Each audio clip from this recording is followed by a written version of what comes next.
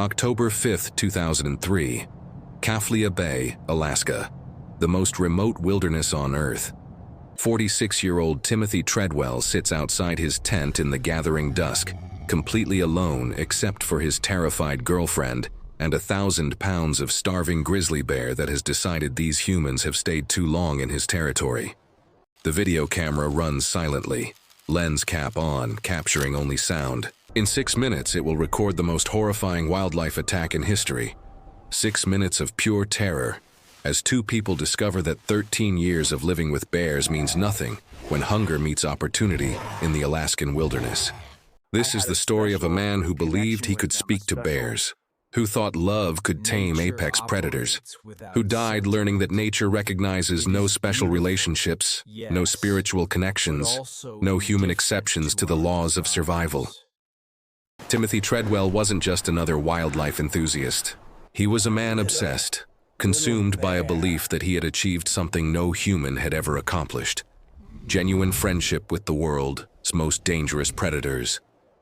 For 13 summers, he had lived among Alaskan brown bears, filming their behavior, documenting their lives, convinced he was protecting them through his presence. Born Timothy William Dexter, he had transformed himself into Timothy Treadwell, the name itself a declaration of his intention to tread where others feared to go. His childhood had been troubled, marked by alcoholism and failed dreams of acting fame. But in the wilderness of Alaska, surrounded by bears that could kill him without effort, Timothy found purpose.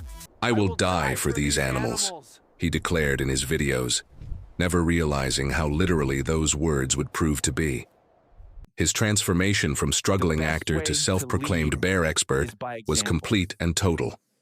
He spoke to bears in baby talk, gave them names like Mr. Chocolate and Sergeant Brown, attributed human emotions and motivations to creatures that operated on pure instinct.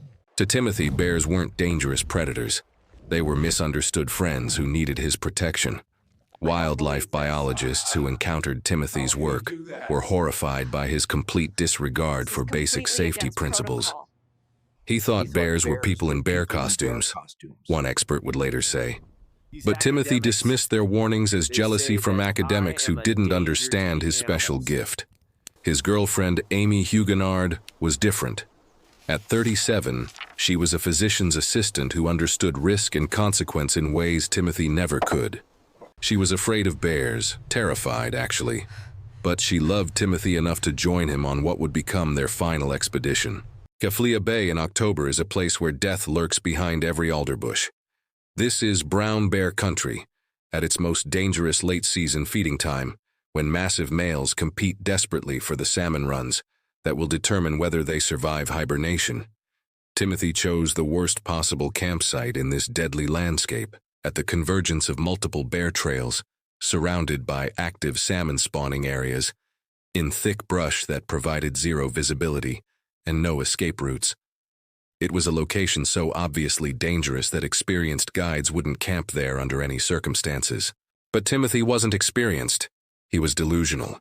13 years of lucky encounters had convinced him that his relationship with bears transcended normal human-wildlife interactions. He believed his presence was welcomed, even beneficial to the bears he claimed to protect. The bears in Kaflia Bay that October were desperate. A poor berry crop that summer meant they needed more salmon to build fat reserves for winter. Competition was fierce among the massive males who ruled these feeding areas. Any disturbance, any perceived threat to their food sources, could trigger explosive violence. Timothy and Amie pitched their tent directly in the path of one such bear, a 28-year-old male weighing over 1,000 pounds. Bear 141, as he would later be designated, was old enough to be territorial, large enough to be dangerous, and hungry enough to see humans not as friends, but as competitors in his feeding ground. October 5, 2003 began like so many others for Timothy Treadwell. He filmed bears, talked to them in his characteristic baby voice, and documented behavior that he believed proved his special connection to these apex predators. But something was different that day. The bears seemed more agitated, more focused on feeding, less tolerant of human presence. Amie's journal entries from their final days revealed her growing discomfort with the situations Timothy was putting them in. She wrote about bears coming too close to camp, about Timothy's increasingly reckless behavior, about her fear that something terrible was going to happen. Please, God, help us get out of here safely. But Timothy was intoxicated by the proximity to danger. In their final video, shot just hours before the attack, Amie can be seen standing within 3 meters of a sow with cubs, a position so dangerous that it bordered on suicidal. Timothy's voice on the recording is giddy with excitement at capturing such intimate footage. As evening approached on October 5th, heavy rain began falling across Katmai Bay. Visibility dropped to mere meters in the thick alder brush, the kind of conditions where bears and humans could encounter each other with no warning, no time to react, no chance to avoid tragedy. Timothy was outside the tent when Bear Mari 141 walked into their camp. The massive predator had been following bear trails that led directly past their poorly chosen campsite. In the gathering darkness and heavy rain, neither human nor bear saw the other until it was too late. What happened next was captured in horrifying detail by Timothy's video camera, accidentally left running with the lens cap on. 6 minutes of pure audio terror that documented one of the worst wildlife attacks in recorded history. "The bear is attacking me," Timothy screamed as the massive predator knocked him to the ground. His voice carried the shock of a man who had never truly believed this moment would come, despite 13 years of tempting fate. Bear number 141 wasn't hunting Timothy. He was simply dealing with a competitor in his feeding territory, the way brown bears have dealt with threats for millions of years, with overwhelming violence. The 1,000-pound predator bit down on Timothy with jaws that could crush bone, shook him like a rag doll, then began the process of killing that had made brown bears the apex predators of North America. Timothy called to Amie, who was inside the tent listening to her boyfriend being torn apart by a creature she had always feared. The sound of the tent zipper opening can be heard on the recording as she made the decision that would cost her life. She chose to try to save Timothy rather than hide. "Play dead! Play dead!" Amie screamed, following advice that might have worked if this had been a defensive attack by a surprised bear. But this wasn't defensive behavior. This was predation, and playing dead only made Timothy easier prey. For a brief moment, the strategy seemed to work. Bear Driver 141 left Timothy's motionless body and moved away from the immediate area. Both victims were still alive at this point, though Timothy was severely injured and going into shock from blood loss and trauma. But when Timothy began moving again, trying to assess his injuries and possibly escape, the bear returned with increased aggression. This time, there would be no reprieve. The last 2 minutes of the recording capture sounds that no human being should ever have to hear. Timothy's voice, weak from blood loss and trauma, begging Amie to fight off the bear with objects from their camp.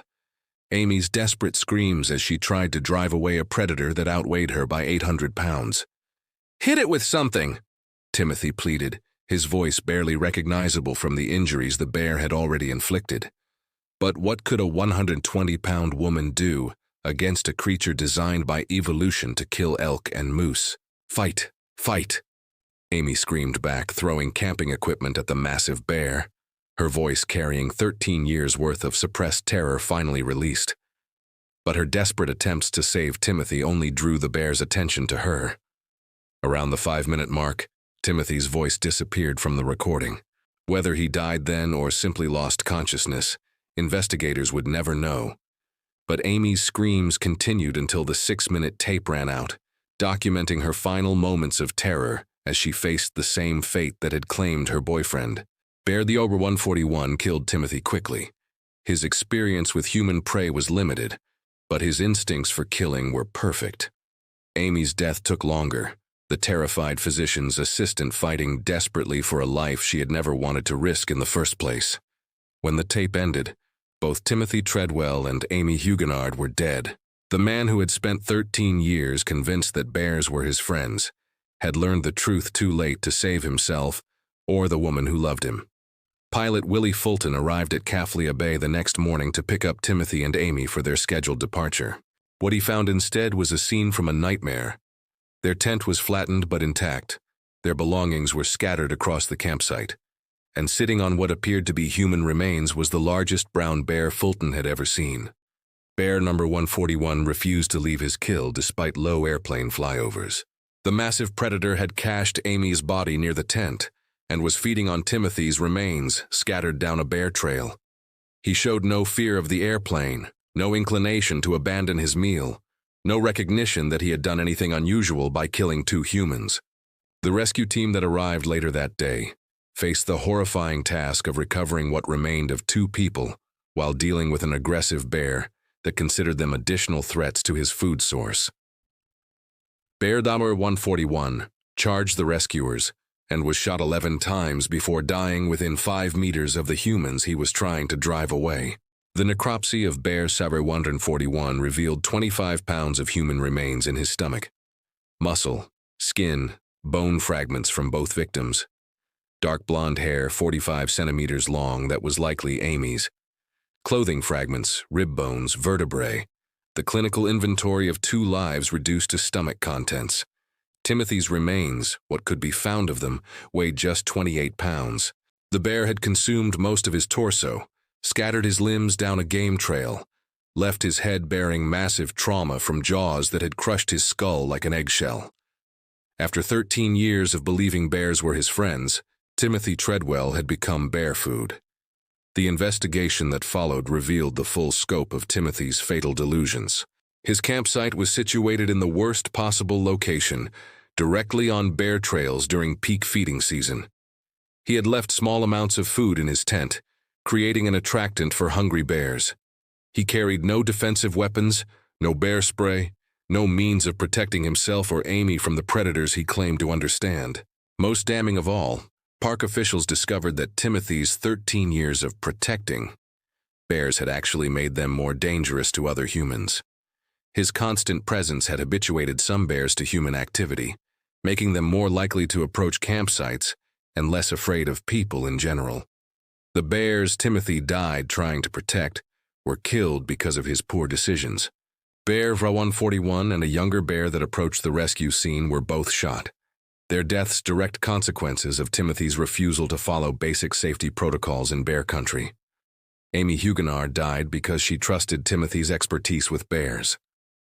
Her journal entries revealed growing unease with the dangerous situations he put them in, but her love for him overcame her natural fear of the predators that ultimately killed her.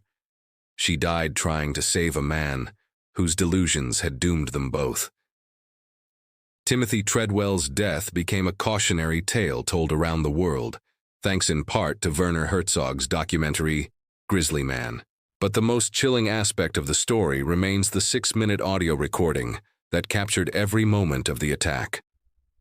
Herzog refused to play the audio in his documentary, describing it as too disturbing for public consumption. Those who have heard it describe sounds that haunt them years later. Timothy's voice calling for help as a bear tore him apart. Amie's desperate screams as she tried to save him. The heavy breathing and grunting of a predator consuming human prey. I see only the overwhelming indifference of nature, Herzog concluded after studying Timothy's footage and investigating his death. No kinship, no understanding, no mercy. Wildlife biologists who had warned Timothy for years about his dangerous practices were vindicated in the most tragic way possible. His anthropomorphization of bears, his belief that he had achieved some special understanding with apex predators, his refusal to acknowledge basic predator-prey relationships had cost 2 lives and destroyed the very animals he claimed to protect.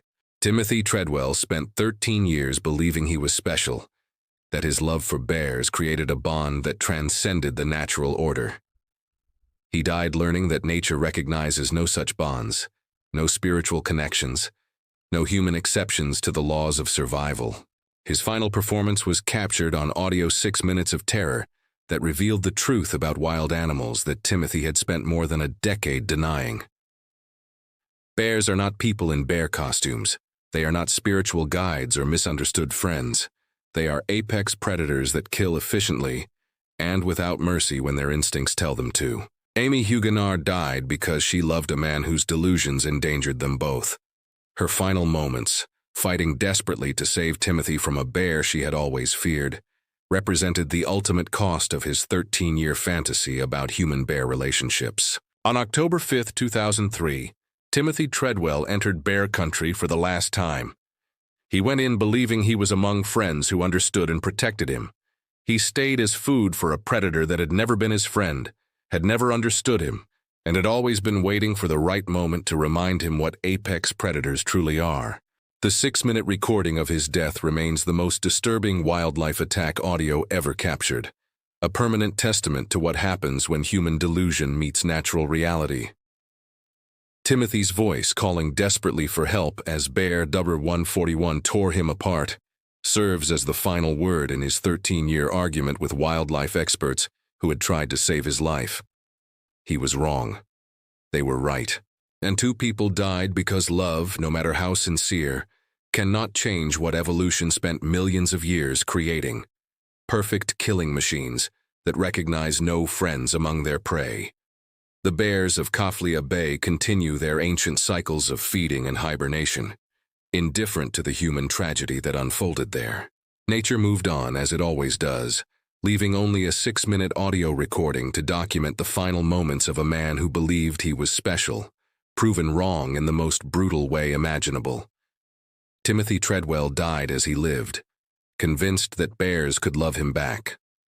The recording of his death proved otherwise, in 6 minutes of unimaginable horror that will forever stand as testimony to the overwhelming indifference of nature.